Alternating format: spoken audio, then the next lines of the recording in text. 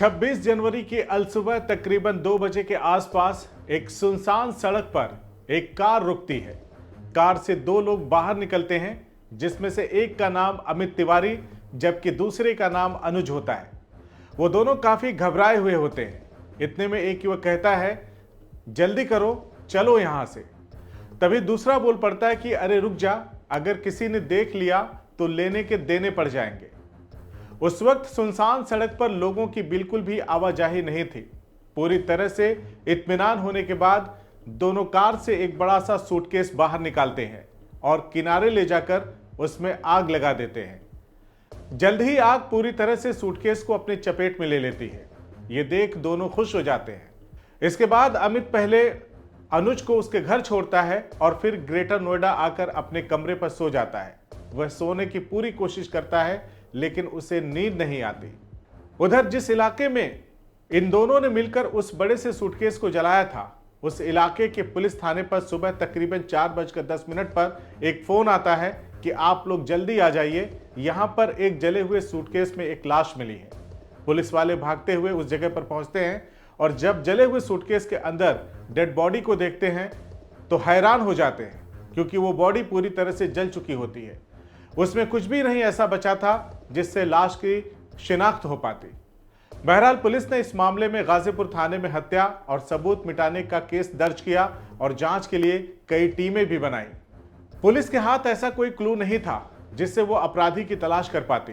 Police अधिकारी कहते हैं, हमें तो बस एक जला हुआ सूटकेस और जला हुआ शव ही मिला था। पुलिस पूरी जिम्मेदारी के साथ घटना की जांच शुरू करती है और आसपास के सीसीटीवी फुटेज को खंगालती है। पुलिस को 20 से 25 गाड़ियों की मूवमेंट की फुटेज मिलती है। सभी गाड़ियां दिल्ली के नंबर की होती हैं, लेकिन इनमें से एक गाड़ी ऐसी थी जो यूपी नंबर की थी। पुलिस को वो गाड़ी संदिग्ध लगती है, तो पुलिस ने गाड़ी के मालिक का पता लगवाया कि आखिर ये किसकी गाड़ी है। पुलिस की जांच में सामने आता है कि ये गाड़ी लोनी के एक शख्स के नाम पर रजिस्टर्ड थी। लोनी में जब उस शख्स से पूछताछ होती है तो वो बताता है कि वो गाड़ी उसने अमित तिवारी नाम के शख्स को बेच दी है। इसके बाद अमित तिवारी के बारे में पुलिस जानकारी जुटाती है और फिर अमित तिवारी को गिरफ्तार कर इस पूरी घटना का पर्दाफाश कर देती है। इसके बाद जो कहानी सामने आती है उसे सुनकर सभी दहल जाते हैं।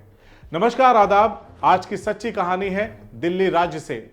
दिल्ली में एक लिव इन रिलेशन वाली प्रेम कहानी का खौफनाक अंत हो गया। सबसे हैरानी की बात तो यह थी कि प्रेमी और प्रेमिका रिश्ते में चचेरे भाई बहन थे। प्रेमी अमित यूपी के प्रयागराज जिले का रहने वाला था और उसकी चचेरी बहन 22 साल की शिल्पा पांडे, जो कि बेहद खूबसूरत थी। दोनों का दिल पहली ही नजर में एक दूसरे पर आ जाता है और दोनों में प्यार हो जाता है। शिल्पा के माँ बाप गुजरात के सूरत में रहते थे और शिल्पा दिल्ली में पढ़ाई कर रही थी। घर वाले भी भाई बहन के इस अनैतिक प्रेम संबंध से अनजान थे। दोनों काफी समय से साथ साथ रहते थे। दोनों में कई बार शारीरिक संबंध भी बने। इस बीच जब शिल्पा पांडे ने अमित तिवारी से शादी करने की बात कही तो वह बिदक गया। इस बात को लेकर दोनों में खूब झगड़ा झंझट भी हुआ।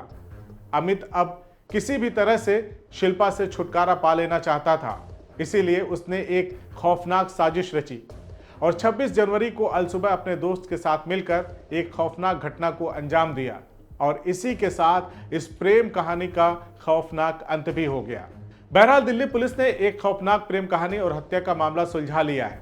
पुलिस के मुताबिक भाई के साथ इस लिव इन में रह रही युवती की गला दबाकर हत्या की गई थी। फिर उसकी लाश को ठिकाने लगाने के लिए उसे सूटकेस में बंद कर उसे जला दिया गया। गाजीपुर की इस खौफनाक घटना को अंजाम देने वाला शख्स कोई और नहीं बल्कि शिल्पा पांडे का चचेरा भाई अमित तिवारी था।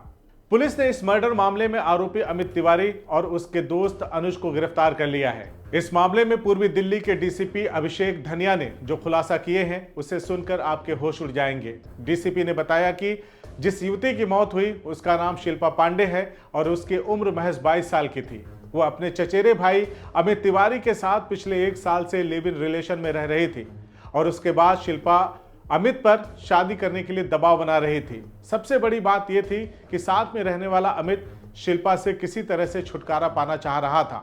दोनों के बीच इसी बात को लेकर 25 जनवरी को झगड़ा भी हुआ था। उस वक्त अमित काफी नशे में था। उसने गुस्से में शिल्पा का गला घोट दिया और फिर लाश को ठिकाने की तरकीब सोचने लगा। इस दौरान उसने अपने दोस्त पेशे से कैब ड्राइवर अनुज को फोन किया। अमित को कुछ भी नहीं सूझ रहा था कि वो आखिर क्या करे। वह शिल्पा के शव को पश्चिमी यूपी के किसी इलाके में ठिकाने लगाना चाहता था। अमित अपनी हुंडई वर्ना कार से अनुज के साथ उस जगह की रेकी करने के लिए निकला जहां उसे शव दफनाना था। इस दौरान दोनों की पुलिस ने 2 जगहों पर चेकिंग भी की, क्योंकि 26 जनवरी की वजह से दिल्ली हाई अलर्ट पर थी। इसके बाद अमित ने आसपास से शव को ठिकाने लगाने का प्लान बनाया और उसने गाजीपुर के एक पेट्रोल पंप से 160 रुपए का डीजल लिया। इसके बाद शिल्पा के शव को उसने सूटकेस में पैक किया और गाजीपुर में सुनसान जगह पर सूटकेस फेंक कर 26 जनवरी की सुबह करीब 1:45 में उसमें आग लगा दी।